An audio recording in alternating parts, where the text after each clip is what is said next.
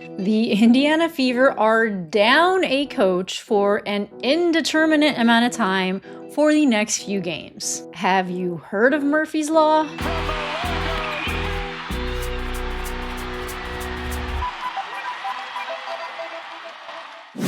So yes, the definition of Murphy's Law is anything that can go wrong will go wrong.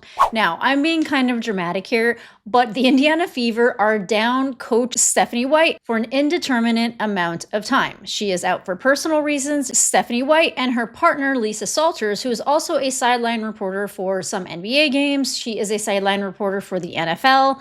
They were both out at the same time, most recently, like a couple weeks ago.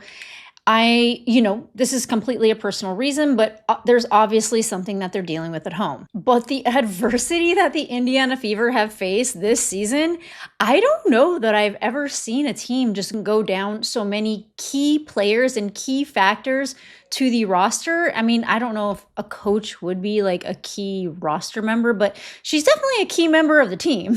But I have never seen something like this. At least, nothing that I can think of off the top of my head.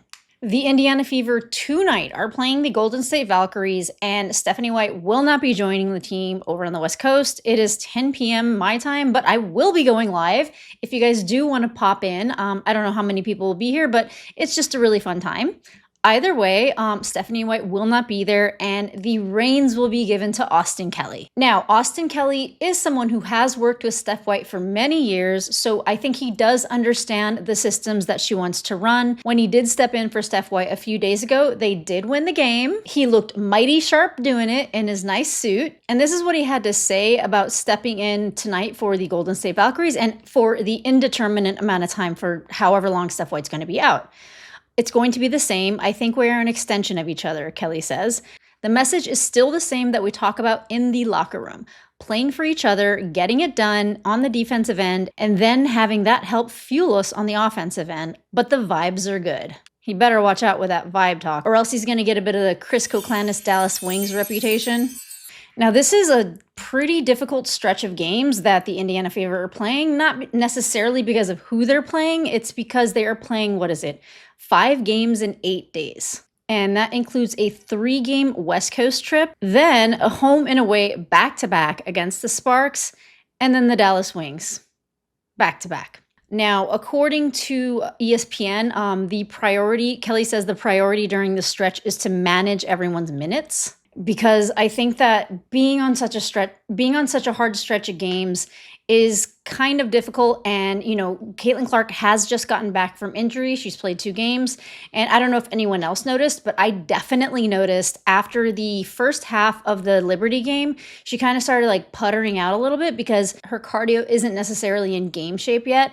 And she's still kind of getting used to getting back on the court and running like that. And Caitlin Clark, she gives it her all. And in the beginning of those games, she did not disappoint. But her scoring did go down in the last couple games. So it is evident that she is still building up. And Caitlin Clark, I'll say this till I'm blue in the face, she is the offensive engine of that team. I don't really worry with Caitlin Clark on the court. If this was Steph White out without Caitlin Clark on the court, I was a bit worried back then, but I don't feel so bad. But let's see who they play. Tonight they're playing the Valkyries, and most of the Valkyries is over at Eurobasket, like Julie Van Loo, Temi Fagbenle, Janelle Salon, and I have to double check, but I know that Carla Late had gone out with a back injury. I don't know if she's okay to play tonight, but if Carla Late's out, she's another big scorer for them. But it will be fun to see Caitlin and Kate back on the court together. And then after that, on June 22nd, they're going to play the Aces. And remember, they were shut out by the Aces last season. So I know this is going to be a game that they want to win. Asia Wilson has been out with concussion protocol. I'm going to assume that Asia will be back by the 22nd. And then on the 24th, they play the Storm, and that will be in 5 days. So I don't know how long Steph White will be out, but let's say she's out after that. They play the Sparks on the 26th. They play the Wings on the 27th, and then July 1st, they play the Lynx in the Commissioner's Cup. Now, I seriously doubt that Steph White will be out that long, especially for such a big game like the Commissioner's Cup. The Commissioner's Cup does not count against the record at all. This is just like a tournament game, but I think it's a really good game against a really good opponent, against Nafisa Collier, hopefully Nafisa Collier, because she also went out with a back injury in her previous game, but hopefully they will both be back, because these two players are the best players in the league. I mean, in my personal opinion. So it would be really nice to see them go head to head.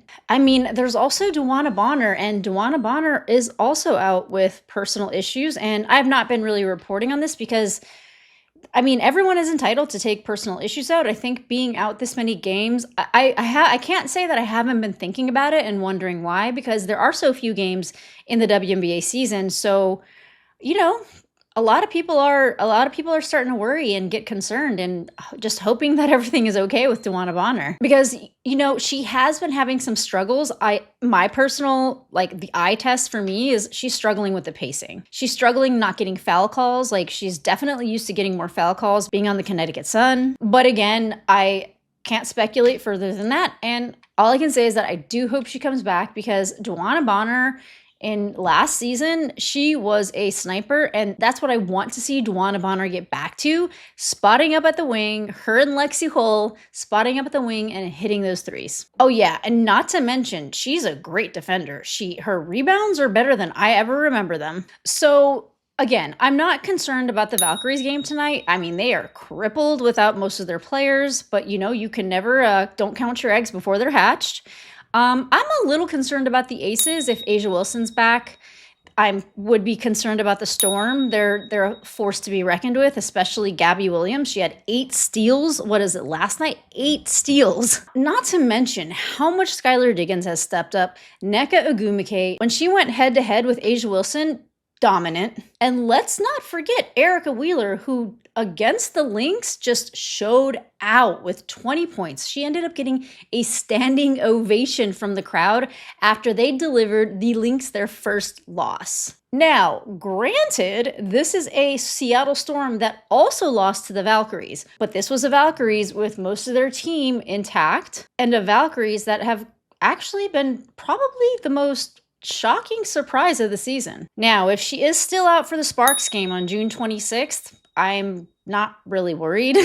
I know that sounds horrible. Right now, the Sparks are like plagued with injuries, but I'm still not very worried. But Kelsey Plum, she's a threat. She is scoring like crazy this season. She's definitely in the top 5 for most points scored, most points per game so far. And if Steph White is out for more than a week, it will be coming in when the Fever play the Wings. The Wings are kind of a disaster. They did get a win against the Valkyries, against the crippled Valkyries. Paige Beckers has been doing great. She's the only player that's really been doing great on that team. Maddie Siegrist was doing really good too, but she fractured her knee. That is a big blow to the Dallas Wings, but the Dallas Wings did just recently acquire Lee Yuru, who requested a trade from the Seattle Storm.